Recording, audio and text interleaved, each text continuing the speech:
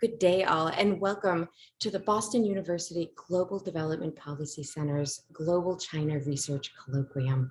I'm Rebecca Ray, Senior Academic Researcher at the Global Development Policy Center.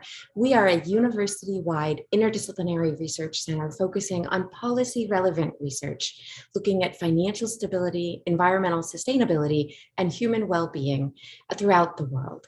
If this is your first time joining us for an event, you're in for a treat because all of our events are live streamed on our YouTube channel and are recorded. You can go and peruse them there.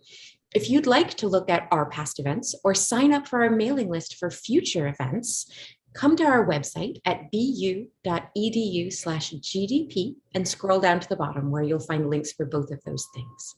Before I introduce today's speaker, I'd like to give you an introduction to our last event of the academic calendar year, which will be tomorrow, a book talk by Catherine Hochstetler, professor and head of the International Development Department at the London School of Economics and Political Science, who will be presenting her new book, Political Economies of Energy Transition, Wind and Solar Power in Brazil and South Africa.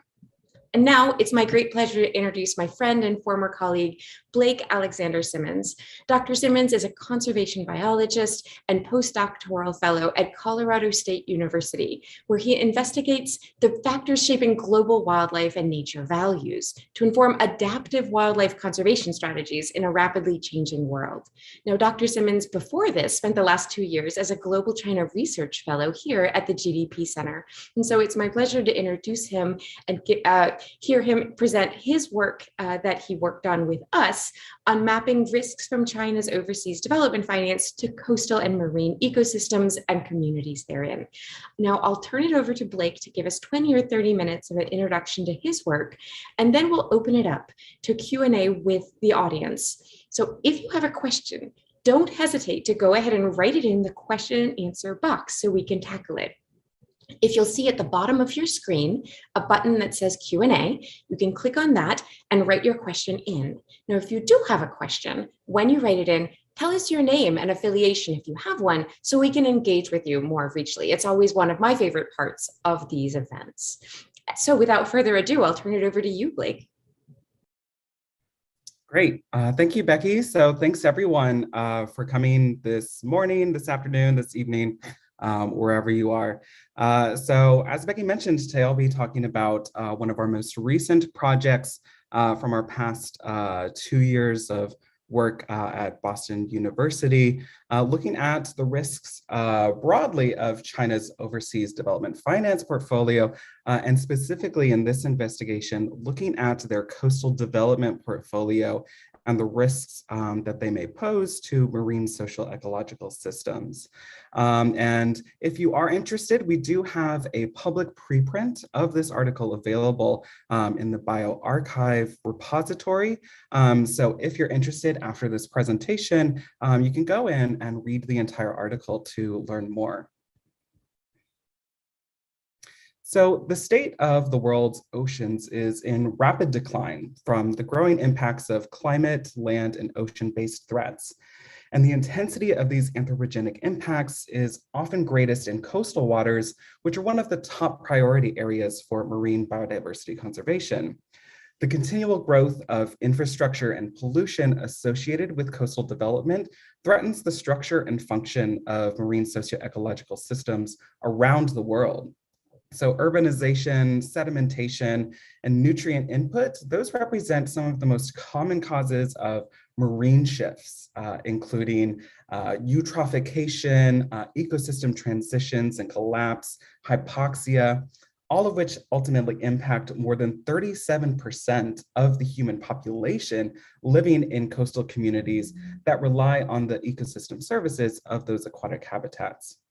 And with these coastal populations expected to continue increasing over the next 3 decades, blueing coastal development activities remains one of the major priorities for achieving several of the UN Sustainable Development Goals. And now, the last decade has brought a boom in overseas financing for large-scale development, with Chinese development finance institutions, or DFIs, emerging as the largest bilateral creditor of these development projects. And the China Development Bank and Export-Import Bank of China alone have lent more than 460 billion US dollars to low and middle income countries since 2008 for the development of roads, power plants, ports, and other infrastructure. And it's estimated that China is also the largest bilateral funder of coastal infrastructure overseas, surpassing Japan and multilateral DFIs like the Asian Development Bank and the Inter-American Development Bank. Additionally, while other major DFIs are greatly reducing their financial support for infrastructure projects, Chinese DFIs have actually risen to become the major source of infrastructure finance globally. And coastal infrastructure in particular, like ports and the roads that connect those ports to inland highways or rail networks, those have risen to really comprise a major element of China's recent foreign economic diplomacy. And with China's ascent as a global powerhouse, a global economic powerhouse, came the development of the Belt and Road Initiative in 2013, a long-term multi-billion-dollar transcontinental infrastructure investment program aimed at strengthening cooperation, trade, and connectivity between China and countries with a shared vision of economic growth and development. And the BRI, which includes the terrestrial-based Silk Road Economic Belt and the marine-based 21st Century Maritime Silk Road, has enormous potential to propel economic prosperity in these emerging markets. But there does remain concern over the potential negative impacts of this initiative on the environment and local and indigenous communities. And indeed, in a previous study, we investigated the risks implicit in China's overseas development finance portfolio to terrestrial biodiversity and indigenous lands, and found that these risks generally are greater than comparable projects financed by the World Bank, particularly in the energy sector. Overall, we found nearly 1/3 of these Chinese finance development projects overlapped with terrestrial protected areas, half overlapped with potential critical habitats, and about 1/4 overlapped with lands owned or managed by indigenous people. And while there have been some studies that have discussed the potential implications of increased shipping traffic along the Maritime Silk Road, or examined the proximity of BRI-affiliated ports to marine ecoregions and threatened species, there doesn't seem to still be any comprehensive or quantitative evaluation of the risks to marine socio-ecological systems across China's diverse portfolio of overseas development finance. And this is really concerning, given that more than 27 million coastal indigenous communities around the world are reliant upon these healthy, functioning marine ecosystems. And the scarcity of high precision georeference data on overseas development finance has really impeded researchers' ability to track any sort of bilateral or multilateral development bank financing of global coastal development. That is, until now.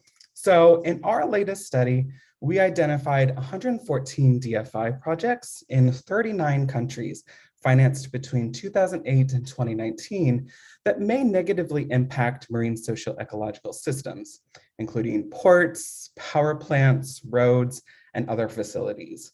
And this represents 1/4 of all Chinese DFI projects that have been geolocated with the highest precision, and collectively are worth nearly $65 billion in finance commitments since 2008.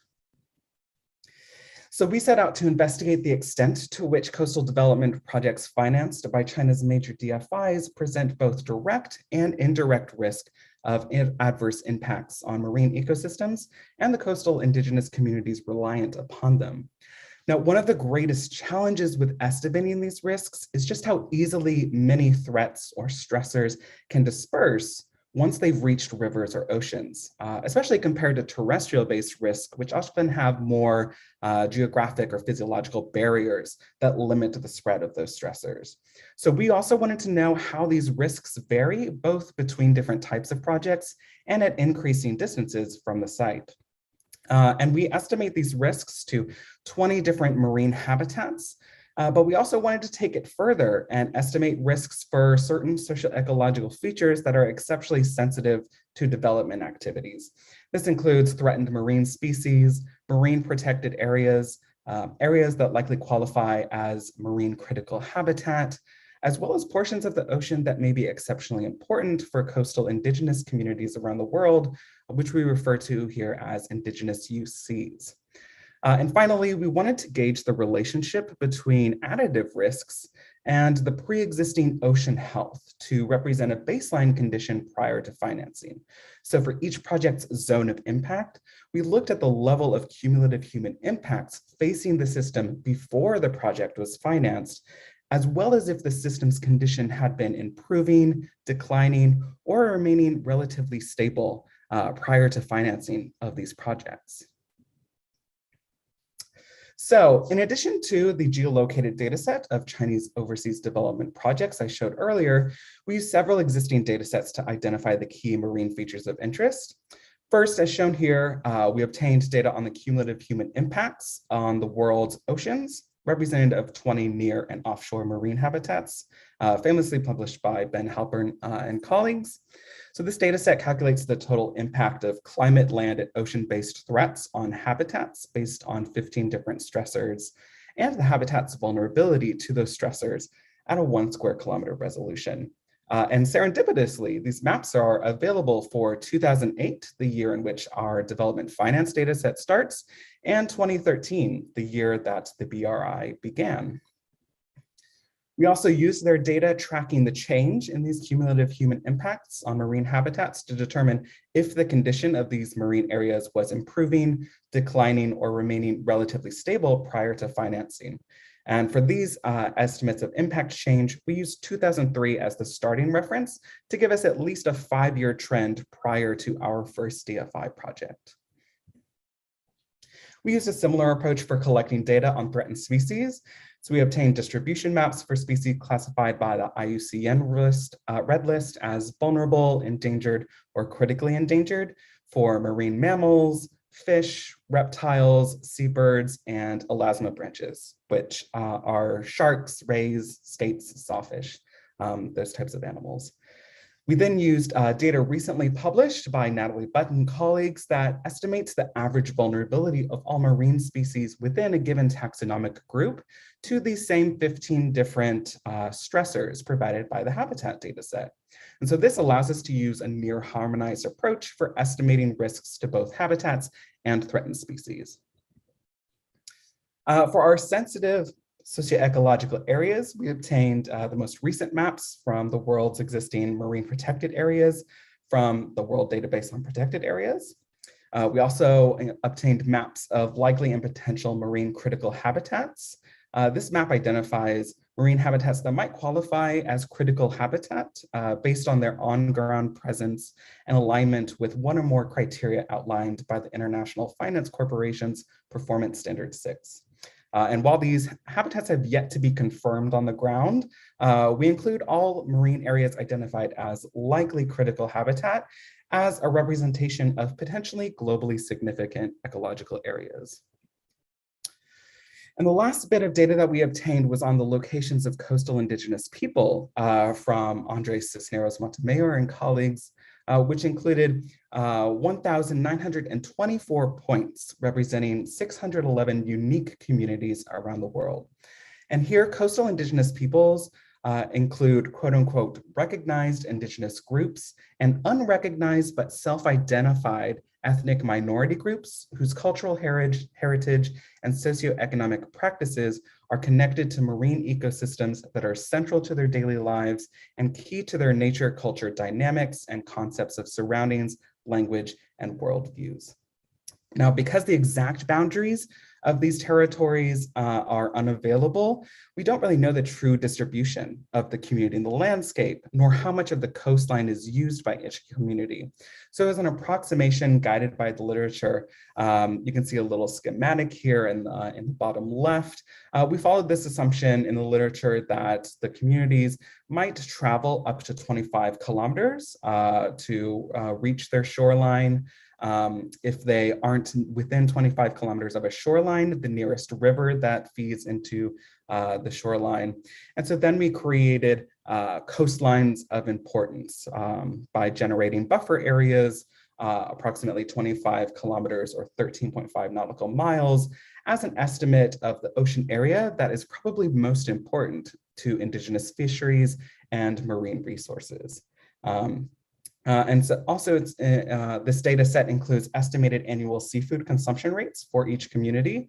And these represent the direct consumption of fish, invertebrates, and other marine species based on existing data or estimated via meta-analytical value transfer models. So with all this data, how did we come up with our risk assessments? For those of you who don't love math, which I feel like is most people, I've put together a general illustrative summary of our approach, but I'm happy to get into more of the mathy bits later for folks who are interested in. So when thinking about risks, there are two things we need to consider. The first is the risk of exposure to a particular threat or stressor, as we would call them. So we've got our various DFI projects like ports, power plants, and roads. And with each project, there are some stressors that they may expose marine systems to. Here I've highlighted just a few, but we include 15 in our analysis. And because of how different these projects are from one another, some projects present exposure risks for some stressors, but not for others. Ports and fishing ports in particular are associated with the largest number of potential stressors on marine systems. But now those exposure risks are always highest within the immediate vicinity of the project site, but these different stressors can spread, sometimes large distances from the project site. And this is due to a combination of traits from the stressor itself, but also from the type of project. So for each project stressor combination, we estimate the decline in exposure risk over varying distances from the project site, depending on those different traits. And here you can see a complete breakdown of all the different stressors associated with different types of DFI projects over a range of different distances in which we expect those exposure risks to decline. So plastic pollution, for example, you can see we assume can spread up to 100 kilometers from the point of origin. In reality, it could even be thousands of kilometers, but this is just sort of a conservative estimate here. And you can compare that to other risks like noise pollution and light pollution, which are much more localized, just within 1 to 5 kilometers. But it's not just about exposure, it's also about vulnerability. So if a feature of a system isn't vulnerable to a particular stressor, then even with high exposure risks, the risk of actual impact would remain small. So for every type of habitat and for every type of taxonomic group, there are differences in how vulnerable they are to different stressors. So for each habitat stressor combination and each taxa stressor combination, we accounted for these unique differences in how vulnerable a particular habitat or threatened taxonomic group is to each stressor. And those vulnerability indexes come directly from the habitat dataset by Ben Halpern and the species dataset by Natalie Bullitt that I mentioned previously. Finally, we put it all together. This is a little bit of math, hopefully simple math. So to calculate the total impact risk to habitats, we consider both the likelihood that a habitat will be exposed to a stressor and how vulnerable it would be to that stressor. We combined all this information for each stressor that the project is associated with, and we take the average over all the habitats that are present within that cell. And we do the same approach to calculate impact risk for threatened taxa.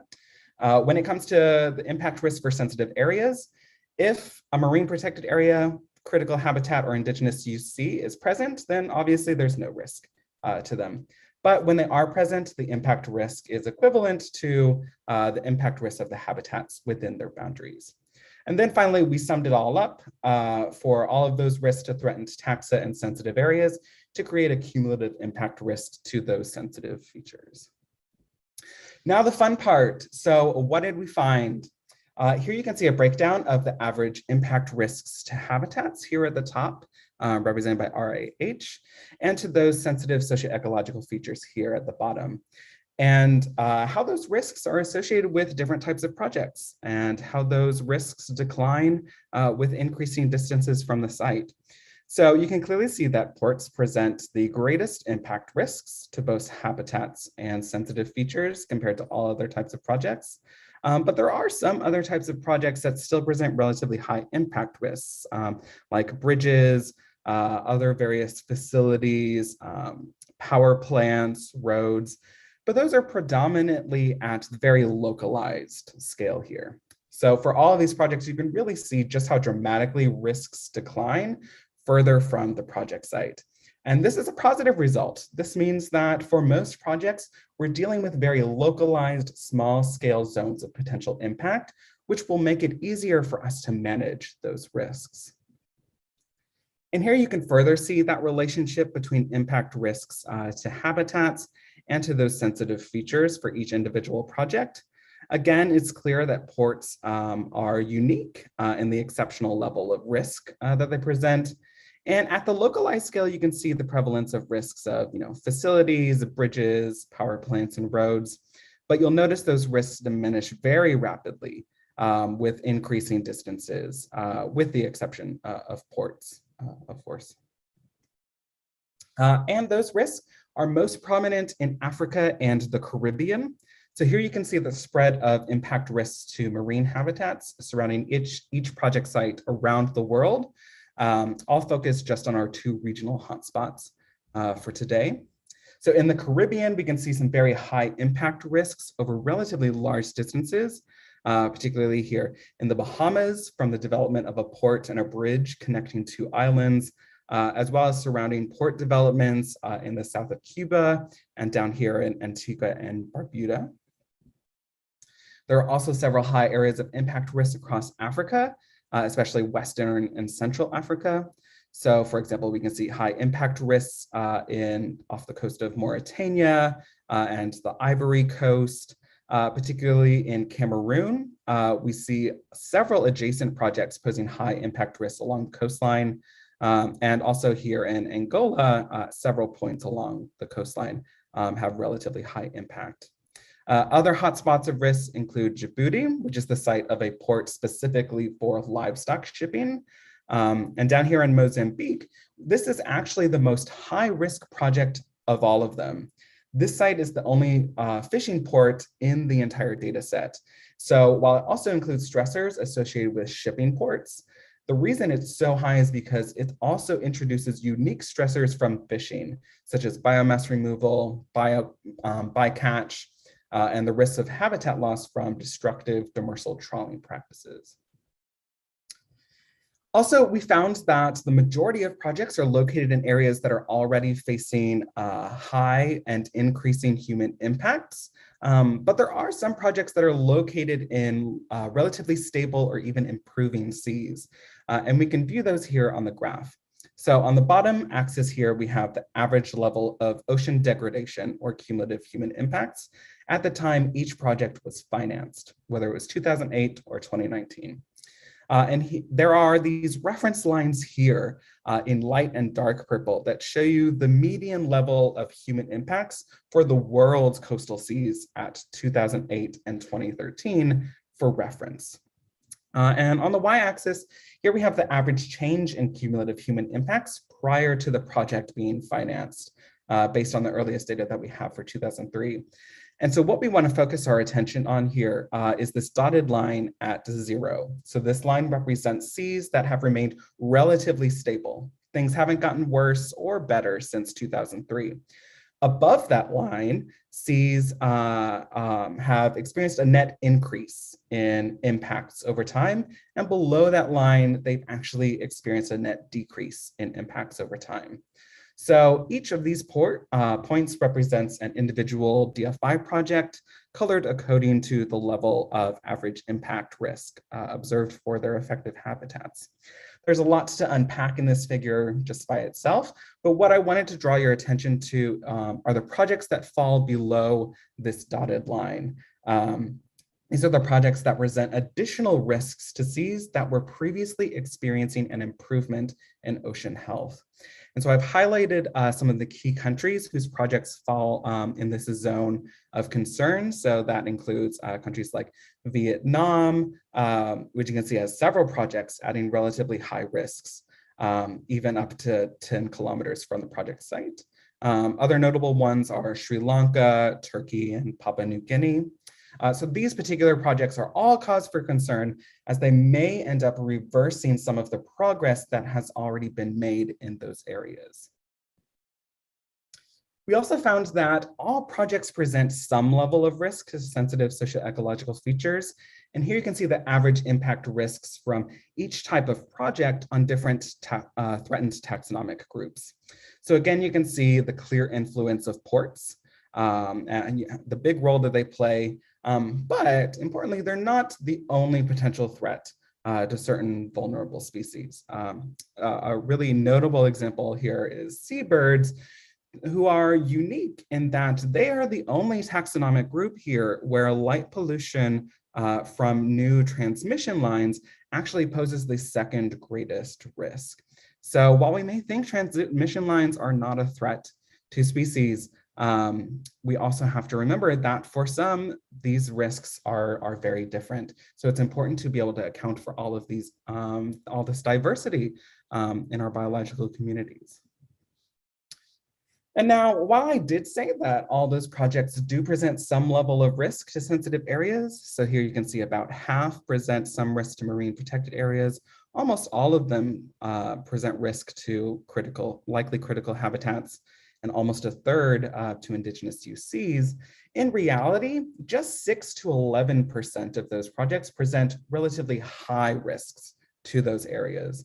And you can see how this is broken down here on the right, which shows you the proportion of all projects that present high or low impact risks to these different sensitive areas. So marine protected areas in particular, you can see that the number of projects presenting high risk is actually quite low. And for Indigenous UCs, similarly, a small proportion that have relatively high impacts, and that decreases with distance. But interestingly, when it comes to likely critical habitats, we do see a larger proportion of projects presenting high or very high risks, even at larger distances than the other sensitive areas that we've considered. And so when we saw this, we wondered, why might this be the case? You know, maybe this is just an inevitable result based on what's present in these countries' coastal waters. And here you can see several graphs that answer this question. On the y-axis, we have the proportion of each country's DFI projects that present impact risks to likely critical habitats, marine protected areas, and Indigenous UCs. And on the x-axis here, we have the proportion of each country's EEZ, exclusive economic zone, that contains those three sensitive areas at varying distances from the coastline. Now, the key thing here is this diagonal dotted line. So this line represents a 1-to-1 ratio. This is the proportion of projects that we would expect to impact those sensitive areas by random chance based on what is present along the country's coastline. So let's take Senegal here as an example here in this middle bit. So you can see that it sits close to that dotted line. It has 50% of its projects presenting some risk to critical habitats, but that's almost exactly what we would expect because critical habitats cover almost 50% of Senegal's seas within 10 kilometers of the coast. So what we are more interested in are the projects that deviate to the farthest from that line of expectation. And we could spend a lot of time coming through all of these different instances, but I'll just highlight a few. So here you can see Mozambique here in orange. So roughly 75% of its DFI projects present impact risks to likely critical habitats. But this is despite the fact that critical habitats make up less than 25% of Mozambique's coastal seas. And additionally, those average risks are relatively high, as we can tell by the color, and the area under this risk is over 50 square kilometers, as we can see by the shape. So this is a real concern.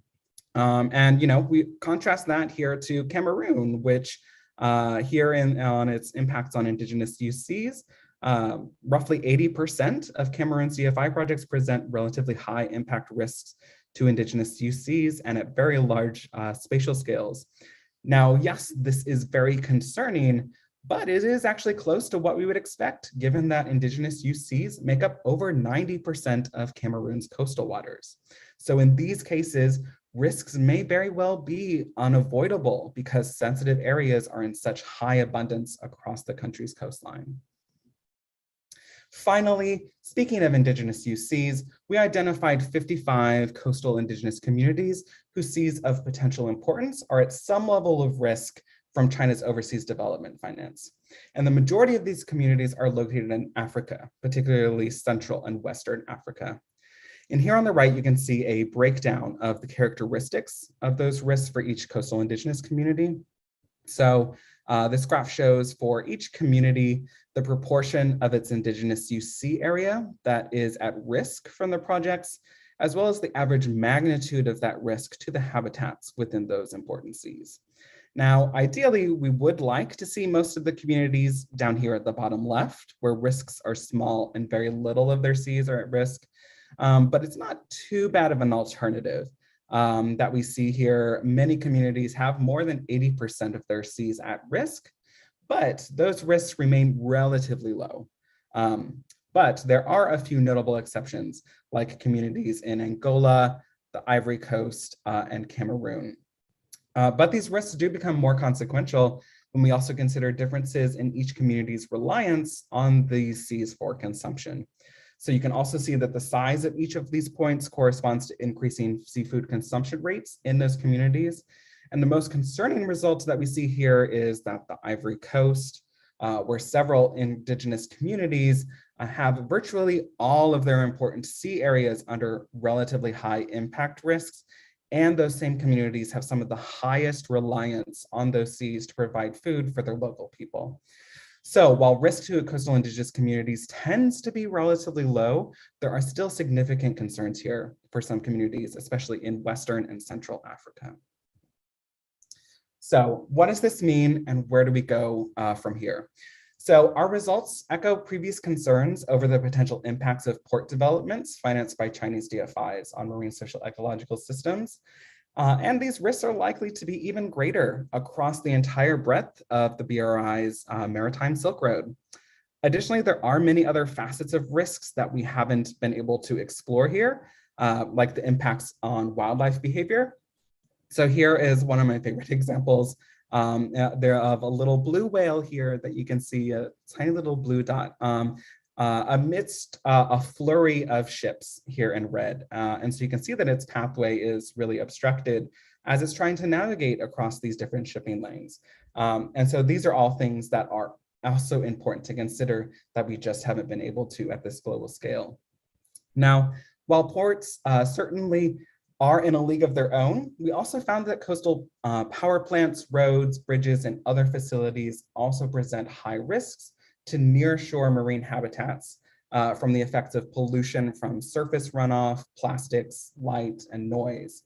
And unlike ports, these types of projects present more localized risks that diminish rapidly beyond 5 to 10 kilometers from the site, which may make it easier to manage or mitigate potential impacts over these smaller marine areas. So an agenda is really needed for bluing the BRI and all of China's overseas development finance. And Chinese banks have been criticized for not implementing the same level of biodiversity safeguards in their lending as other institutions like the World Bank. And although China's policy banks do require that host countries provide pre-loan environmental impact assessments for review, there's no standardized approach for vetting these assessments against international best practices. And so in practice, this can lead to rushed or insufficient impact evaluations in countries that have poor environmental governance, which will ultimately further undermine the guidelines that do exist. But China is well positioned to extend its domestic environmental risk management policies to its overseas lending practices. So China's ecological conservation redline policy, for example, has provided an important data-driven framework for implementing ecosystem-based land use planning. And the BRI's multilateral platform presents an opportunity here for China to extend its expertise in institutional capacity building developed from the design of its ecological redline policy to BRI member countries through collaboration, technical assistance, and co-development of harmonization programs. So it's also going to be important that bluing China's overseas development finance better integrates land, sea risk mitigation and management approaches. So host countries should justify proposed coastal development projects within a mitigation hierarchy framework and provide a transparent, comprehensive, data-driven, and participatory-based assessment of land and marine-based impacts. And Chinese DFIs should further apply domestic and international standards to identify moderate or high-risk projects and negotiate with host countries to co-develop a long-term management plan to avoid, mitigate, remediate, or offset expected impacts to people and nature. But estimating land-based risks to marine ecosystems does remain a significant challenge, as there's no standard models for capturing the effects of land use change, extreme weather, socioeconomic feedbacks, and all these other uncertainties that are crucial for informing integrated land sea management decisions. And so this reduces the consistency with which the direct and indirect risks of coastal infrastructure can be estimated between proposals, as well as the effectiveness of impact risks assessments to adequately capture the full breadth of risks in these complex and dynamic communities.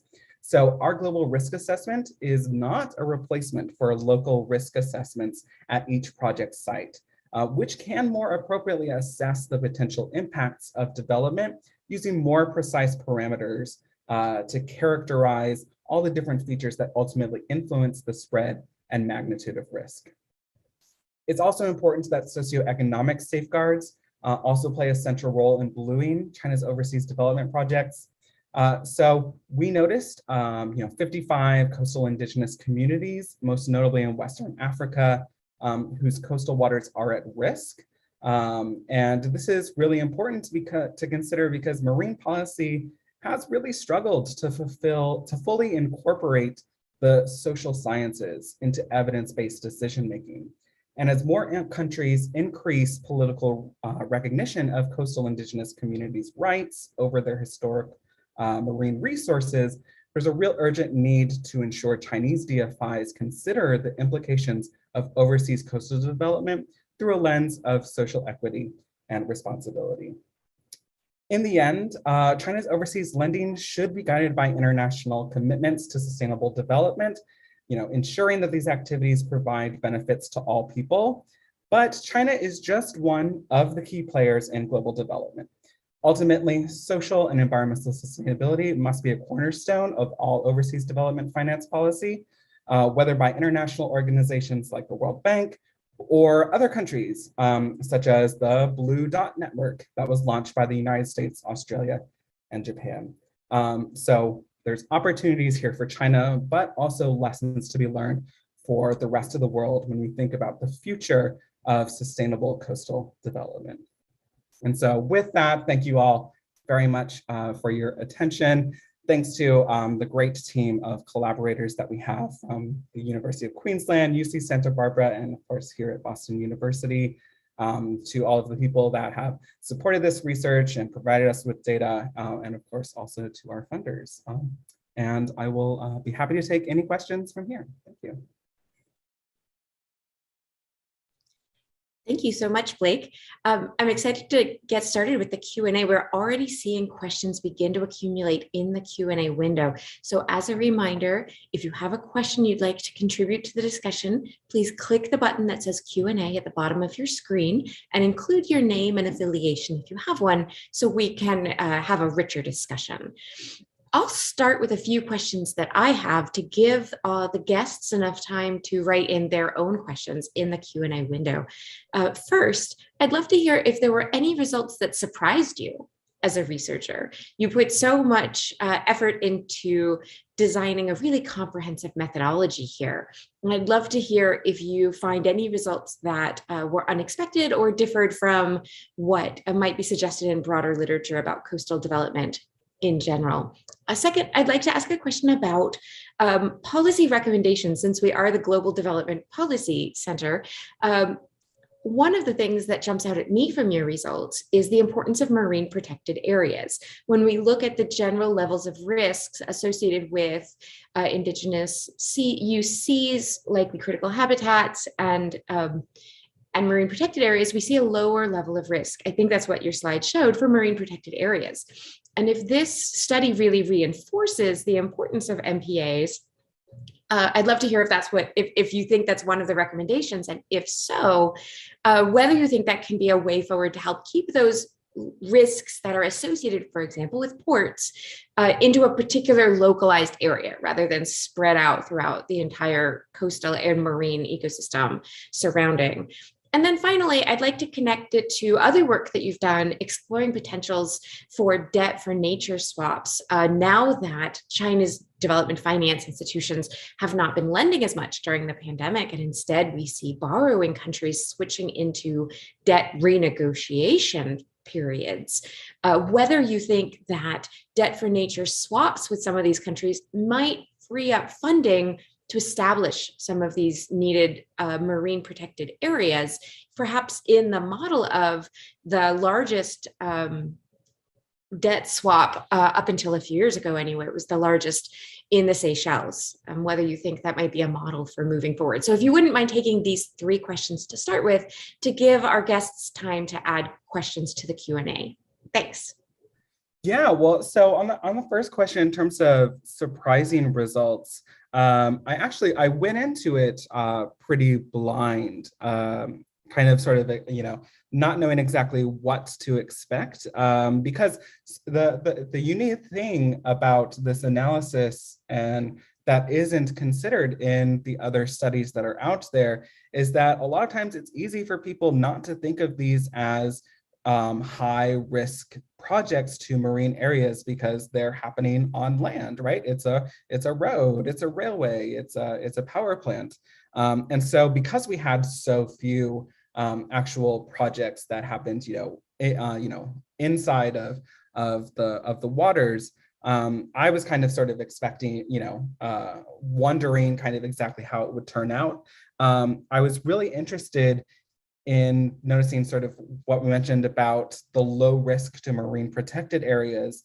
And that one is mainly just kind of a bias because the marine protected area space is very much concerned with coastal development, because one of the challenges with marine protected areas is that you have no control over things outside of this, theoretical boundary in the marine space.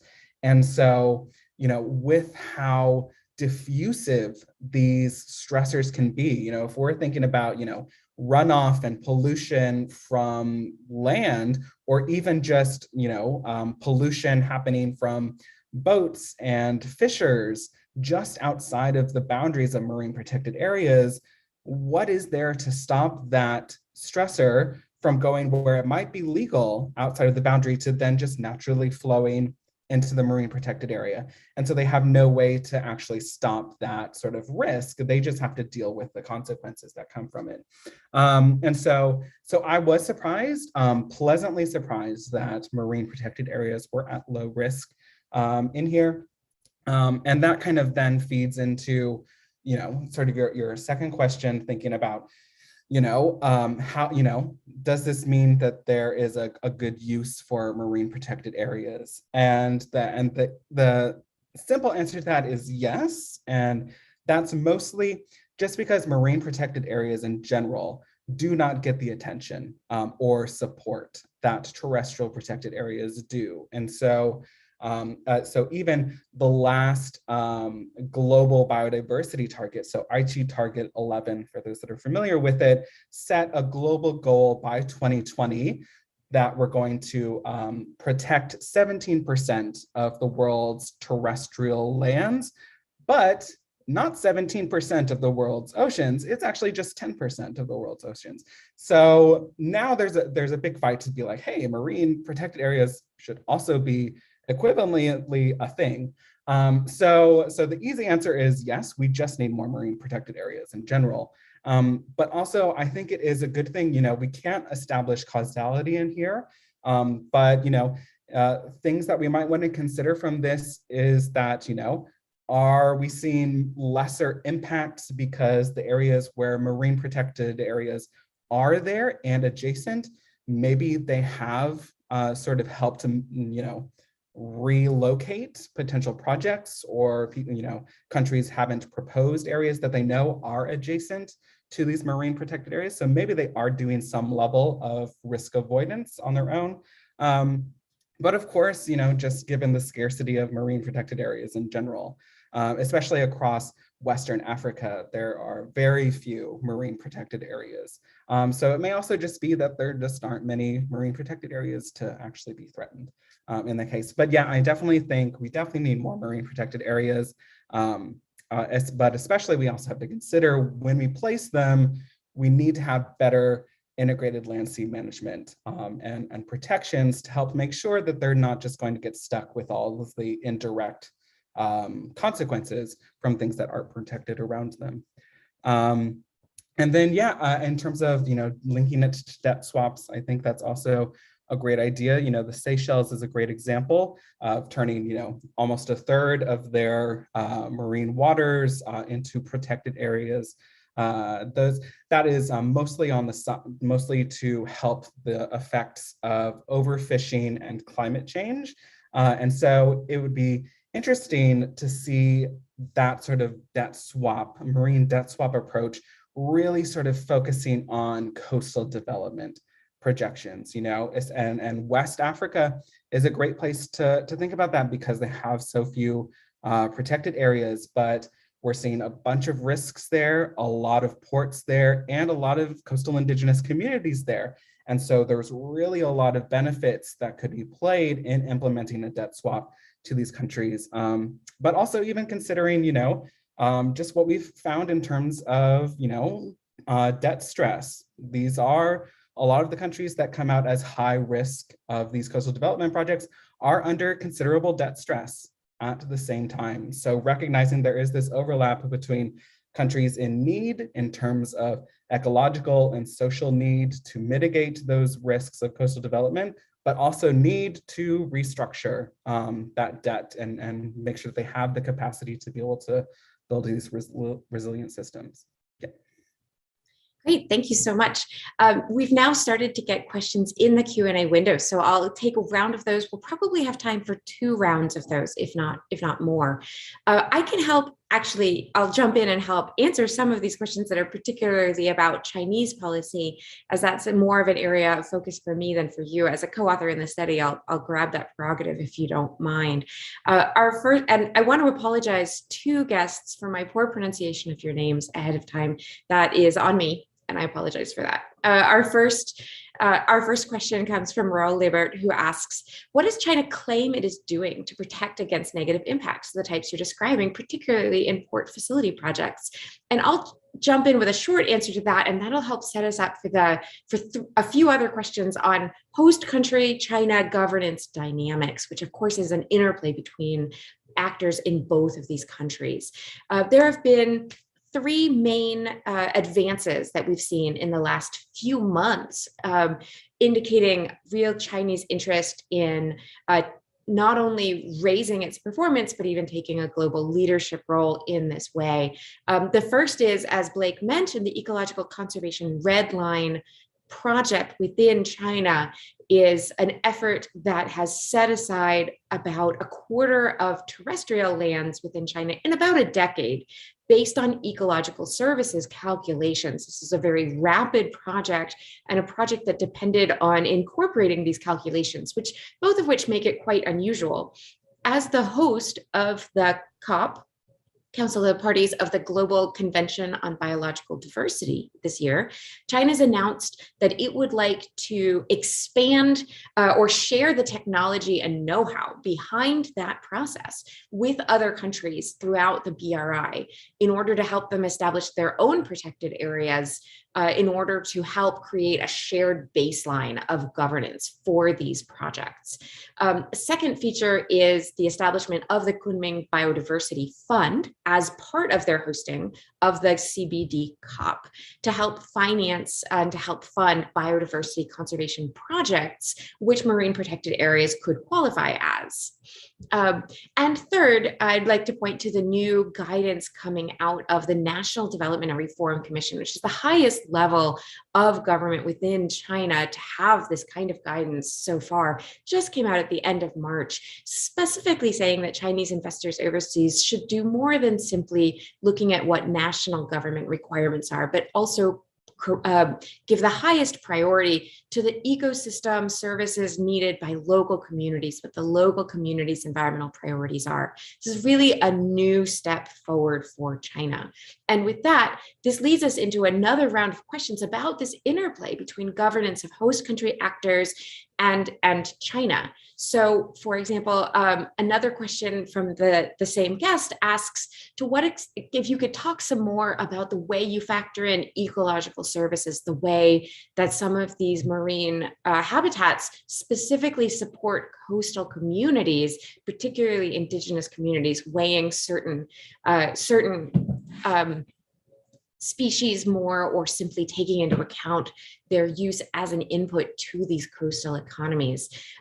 Also, Cecilia Springer, the Assistant Director of the Global China Initiative here at the GDP Center, asks, to what extent can or do host countries play a role in marine risk management? So I'll turn these kind of political economy questions over to you and then come back for another round of more technical questions that have been asked. Thanks. Yeah, so the tricky bit about trying to map all of the sort of impacts to those ecosystem services is just really sort of the type of data that we would need for this. So even in this analysis, we actually started our analysis with a broader array of taxonomic groups.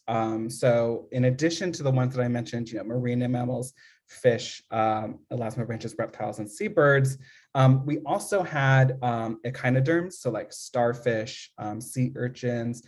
We also had some corals. We had coral species.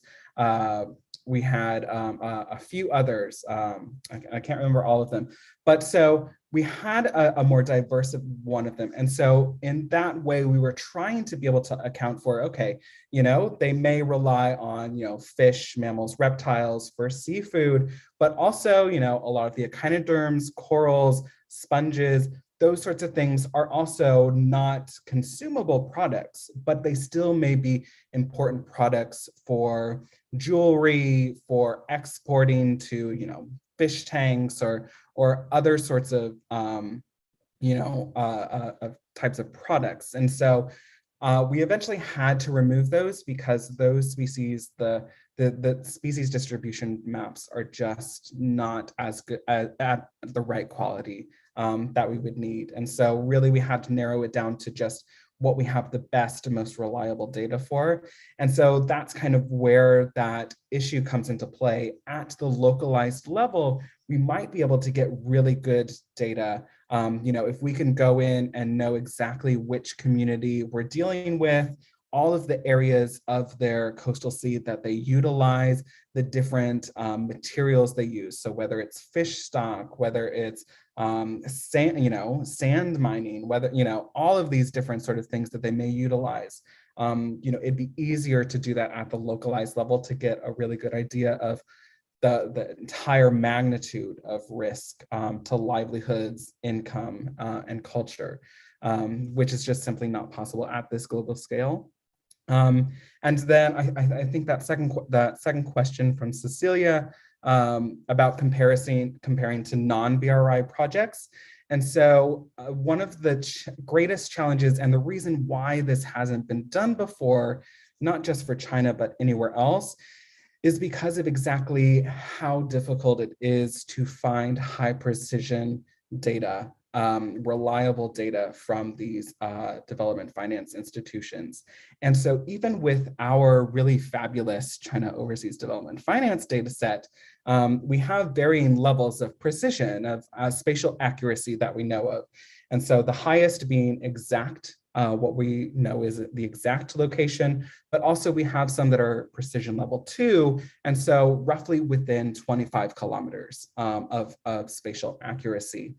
But when working in this project, even then, we had to remove those precision 2 level analyses because, a difference of 1 kilometer from the coastline versus 20 kilometers from the coastline really sort of impacts how much we can actually be confident that this project is going to have coastal impacts, at least observable or measurable ones. They can still sort of find their way in, through, aquifers, groundwater seepage, all of that kind of stuff. But in terms of the easiest way to measure, so we really needed to have really good high quality spatial data.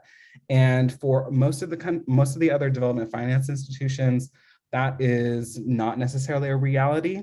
The World Bank comes really close in terms of having, spatial data associated with its projects, but even still, some of them have a level of uncertainty to them. Some of them do not sort of track the entire breadth of the project. So especially like roads, they aren't linear spatial files, they're sort of representative points all along there. So we have no idea what's happening between points from them. And so the next step is ideally, if somebody is really interested in vetting through all of the other development finance institutions' spatial data and just pulling out all of the ones where we're really confident about and checking to see, using this method and applying it to there, then we could have some sort of comparative estimate between China and other countries. But we just don't have that means right now. But now that we've established this as a proof of concept, hopefully now even people that are watching this, feel free to take our approach and apply it to other development finance institutions, other organizations, whoever you want, and to look at global risk assessments.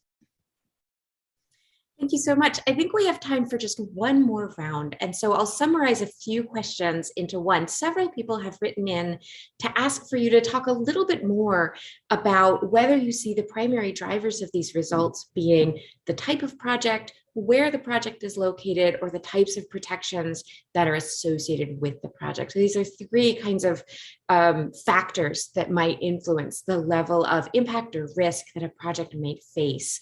And with that in mind, I'd like to ask one more question that's been written about policy. I'm going to keep coming back to that because I think whether or not we're all technical folks with expertise to understand the ins and the outs of the methodology, we can all engage in policy discussions.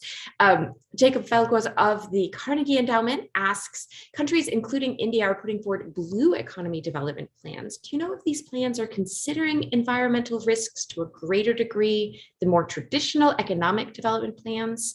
So again, this gets back to the question of the way coastal ecosystem services are an underappreciated input to national economies and need to be taken into account in economic planning. If you can answer these two, we have only about 3 more minutes, and then I'll have to wrap up. Thank you. Yep. So yeah, the answer to the port question is technically it's all of them. So everything contributes to why ports are higher risk, but really one of them has the most weight.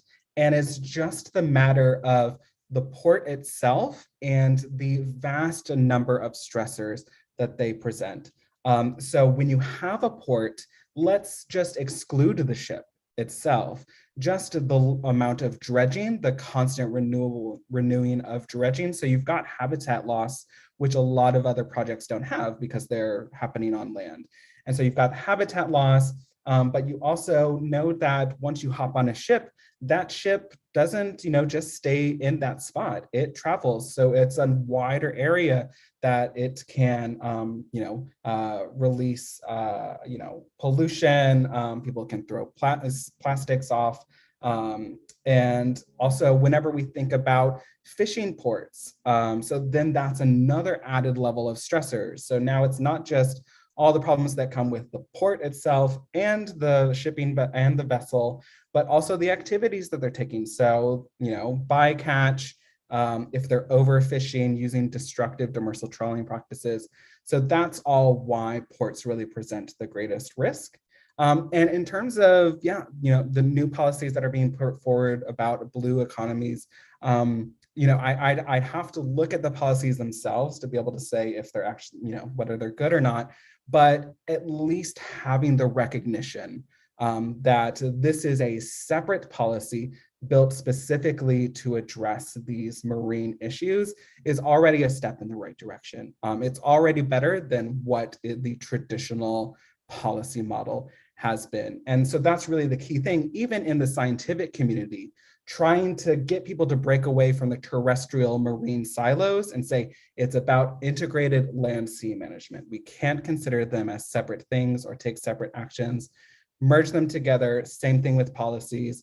We need to merge them together and realize it's an entire system. And so these blue policies are a step in the right direction for sure. Well, thank you so much, Blake. And thank you so much to all of our attendees for being with us today and contributing to this rich discussion that we've had. Again, this has been live streamed and will be available to watch after the fact on our YouTube channel. And if you'd like to sign up for tomorrow's event, a book talk by Catherine Hochstetler on the political economy of energy transitions, wind and solar power in Brazil and South Africa, you can do that at our website, as well as signing up for our mailing list to find out about next academic calendars, Global China Initiative Research Colloquium. All of these things are available on our website at bu.edu/G.